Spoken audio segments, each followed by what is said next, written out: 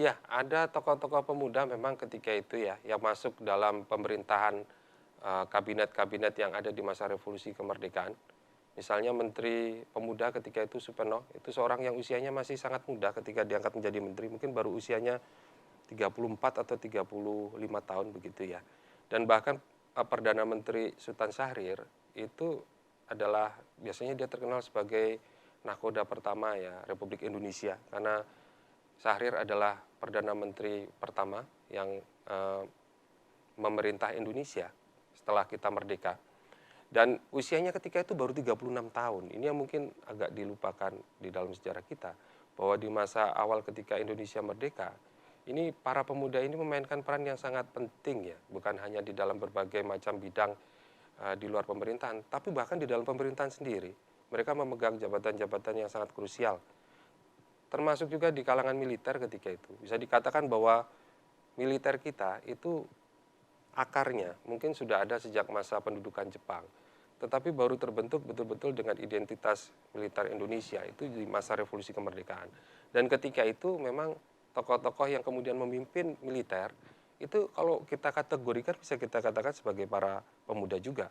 Orang seperti Abdul Haris Nasution, orang seperti bahkan Jenderal Sudirman. Ketika mereka pertama kali memegang tampuk pimpinan di Tentara Nasional Indonesia, usianya belum sampai 40 tahun. Dan kalau kita melihat tokoh-tokoh perjuangan yang ada di dalam berbagai macam laskar yang ada di Indonesia ketika itu, bisa dikatakan hampir semuanya itu adalah para pemuda.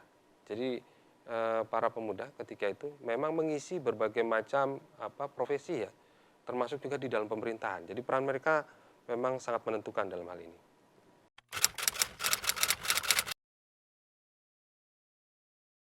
Iya, ini pertempuran 10 November ini salah satu peristiwa yang sangat ikonik di dalam sejarah Indonesia, karena di situ terlihat betul semangat bangsa Indonesia untuk merdeka dan menentang kedatangan pemerintahan kolonial Belanda kembali untuk berkuasa di Indonesia.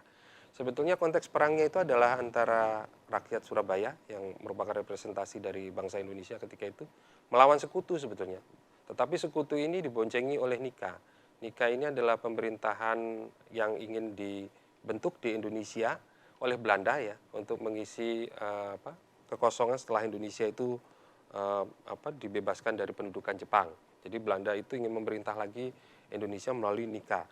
Nah, dalam pertempuran 10 November sebetulnya itu yang melakukan perjuangan, artinya mengangkat senjata, itu adalah para pemuda yang tergabung di dalam Tentara Nasional Indonesia maupun laskar-laskar itu. Dan juga para santri sebetulnya, ini yang mungkin juga patut disinggung.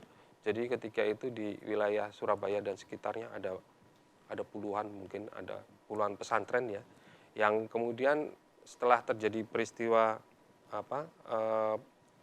kedatangan pasukan sekutu di Surabaya, mereka mulai memikirkan untuk melakukan perlawanan secara fisik. Dan ini yang kemudian ketika pecah pertempuran itu, mengalirlah para santri yang juga adalah para pemuda, itu masuk ke kota Surabaya.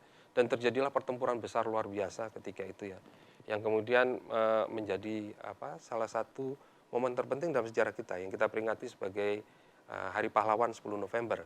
Di situ peran pemuda memang betul-betul sangat menentukan.